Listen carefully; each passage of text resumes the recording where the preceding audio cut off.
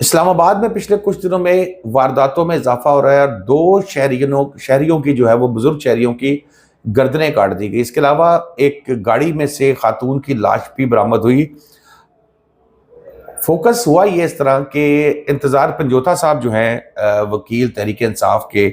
ان کی بازیابی کا کیس تھا، اور وہاں پر جسٹس عامر فاروق جو کہ چیف جسٹس ہیں اسلام آباد ہائی کورٹ کے، ان کے ایک ریمارکس سامنے آئے جو آپ سن رہے ہیں، ٹی وی چینلز پہ سب چل رہے ہوں گے۔ انہوں نے کہا ہے کہ اسلام آباد جو ہے وہ کام ہو رہا ہے جو کراچی میں ہوتا ہے، اسلام آباد میں بھی وارداتوں میں اضافہ ہو رہا ہے۔ جب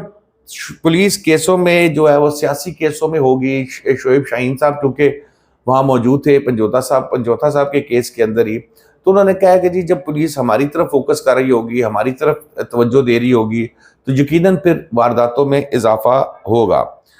جس پر انہوں نے کہا کہ اسلام آباد میں چیف جسٹس نے کہا کہ لا اینڈ آرڈر کی صورتحال جو ہے وہ کافی زیادہ خراب ہو رہی ہے، مسنگ پرسنز بھی سامنے آ رہے ہیں۔ جب یہ تھوڑی سی مطلب یہ میری نظر سے خبر گزری تو میں نے کہا یار چلو پچھلے ایک دو تین دن کا ریکارڈ دیکھ لیں، زیادہ لمبا چوڑا ریکارڈ تو نہیں دیکھا جا سکتا۔ تو وہ دیکھا تو بالکل کچھ چیزیں سامنے آئی اور ایسی خوفناک صورتحال سامنے آئی، کیونکہ اسلام آباد کے حوالے سے اس چیز کی توقع نہیں کی جا سکتی، کیونکہ اسلام آباد وہ شہر ہے پاکستان کا، کیپٹل ہے، دارالخلافہ ہے، اور وہاں پر نہ صرف پاکستانی بلکہ جو دوسرے ملکوں کے سفراء آئے ہوتے ہیں وہ بھی اپنی فیملیز کے ساتھ وہاں ہیں اور وہاں پر گھومتے پھرتے ہیں، اور جو بھی واردات ہونا ظاہر ہے ایک پینک ہو جاتی ہے سچویشن۔ تو جو وہاں پر اراکین اسمبلی آپ دیکھ رہے ہیں، جو منسٹرز کو آپ دیکھ رہے ہیں، جو اپوزیشن لیڈرز آپ دیکھ لیں، یہ سارے وی وی آئی پیز جو ہیں یہ اسلام آباد میں ہی رہتے ہیں۔ اب وہاں پر وارداتوں کا جب میں نے تھوڑا سا جائزہ لیا تو معاملات کچھ صحیح بات ہے خراب نظر آئے۔ ایک تو آج انہوں نے پولیس نے ایک ڈکیتی کی واردات میں ملوث ایک شخص کو پکڑا جس کا نام سلمان تھا،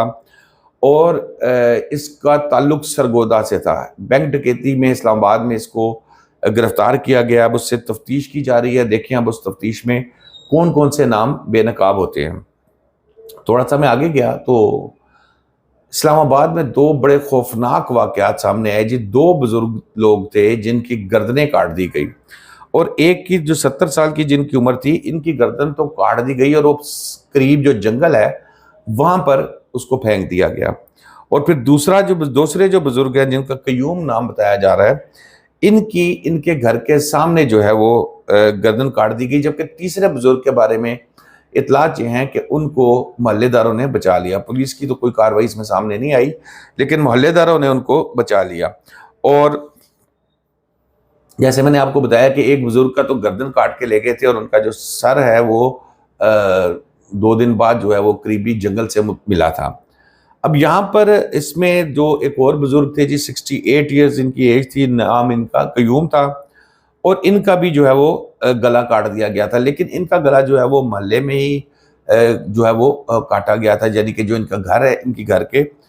باہر ان کا گلا جو ہے وہ کاٹا گیا تھا۔ اب یہاں پر تھوڑی سی چیز آگے آپ دیکھیں، کیونکہ اسلام آباد کے حوالے سے میں نے آپ کو کہا کہ بڑی ہی ایک ہمارا حساس ترین شہر ہے، اور پاکستانی ظاہر ہے ہر ایک جان بڑی امپورٹنٹ ہے، لیکن جب آپ کے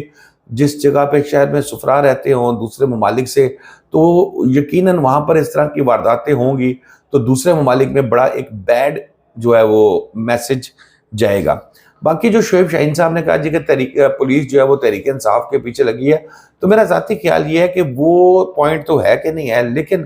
جب کسی ملک میں کسی شہر میں بے روزگاری بڑھتی ہے، مسائل بڑھتے ہیں، پیسے کے معاملات لوگ تنگ ہوتے ہیں، تو وہاں پر پھر اس طرح کی وارداتیں ہوتی ہیں، پھر وہ چاہے قتل کی ہوں، چوری کی ہوں، ڈکیتی کی ہوں، یا ٹارگٹ کلنگ کی، کیونکہ ٹارگٹ کلنگ بھی جو کی جاتی ہے وہ بھی پیسے لے کے کی جاتی ہے۔ ویسے تو کسی کو بھی شوق نہیں ہے کہ وہ کوئی 70 سال کے بزرگ کو یا 68 سال کے بزرگ کو گردن کاٹ کے پھینک دے، فیشن کے لیے تو وہ نہیں کر رہا، یقیناً اس کو پیسوں کی ضرورت تھی، وہ پیسوں کے لیے اس نے یہ قتل کیا۔ اور پھر دیکھنا یہ ہے کہ یہ جو وارداتیں ہو رہی ہیں اس میں ملوث لوگ آ کہاں سے رہے ہیں۔ اسلام آباد جیسے پرامن پرسکون شہر میں جہاں پر لوگ کچھ عرصہ پہلے تک بڑا پرسکون گھومتے تھے، انہیں کسی قسم کا کوئی خطرہ یا خدشہ نہیں ہوتا تھا، لیکن اب وہاں پر جو ہے وہ یہ معاملات کیوں چل رہے ہیں۔ پھر ایک خبر گزری جو یہ جنونی شخص ہے جس کے بارے میں کہا جا رہا ہے، لیکن ابھی تک یہ بھی کلیئر نہیں ہے کہ یہ کوئی جنونی ہے یا فتونی ہے یا کوئی ٹارگٹ کلنگ پہ نکلا ہوا ہے. یہ تو جب وہ پکڑا جائے گا، تحقیقات ہوں گی، تو پھر پتہ لگے گا کہ اس نے بزرگوں پہ ہی اٹیک کیوں کیا، اور کیا وہ اٹیک اس نے کسی جنون میں کیا یا کسی پیسے کی خواہش میں یا کسی کے کہنے پہ ٹارگٹ کیا گیا. امن و امان اسلام آباد کا برقرار رہنا بہت ضروری ہے. ویسے تو پاکستان کے ہر شہر کا ہی امن و امان وہ ہونا چاہیے اس لیول پہ کہ اب بندہ اپنے آپ کو محفوظ فیل کرے، لیکن اللہ معاف کرے اس طرح کی سچویشن نہیں ہے. پاکستان کے کسی بھی شہر میں، آپ لاہور کو ہی دیکھ لیں، یہاں پر بھی دن دیہڑے قتل کر دیے جاتے ہیں، وارداتیں ہو رہی ہیں، چوری ڈکیتی تمام چیزیں جو چل رہی ہیں. پھر آج ہی ڈیفنس میں ایک فیز 2 جو ہے ڈیفنس کا، یہ کراچی کا واقعہ میں آپ کو بتا رہا ہوں، کیونکہ چیف جسٹس صاحب نے کراچی اور جو اسلام آباد کو ایک نتی کیا تھا کہ کراچی کی طرح اسلام آباد میں بھی جو ہے وہ وارداتیں شروع ہو گئی. تو کراچی کی خبر بھی نظر سے گزری، جس میں ایک خاتون کو جو ہے ان کی لاش خاتون کی ایک گاڑی سے وہاں سے برآمد ہوئی، اور اس کے بعد ایک اور شخص بھی ہے وہاں پر جو تشویشناک حالت کے اندر وہاں سے ملا. یہ وارداتیں ہم پاکستانیوں کے لیے بھی بڑی اہم ہیں. ہم یہ نہیں کہہ سکتے کہ کسی پاکستانی کی گردن کٹ جائے تو خیر ہے، بڑے کی نہ کٹے. جو بزرگ تھے، پتہ نہیں اس کے پیچھے سے کیا سٹوری نکلتی ہے، کیا سٹوری نہیں نکلتی، لیکن سب سے امپورٹنٹ چیز جو ہمارا دستور، ہمارا آئین بھی ہمیں حق دیتا ہے، جو ہمارے باقی کے حقوق تو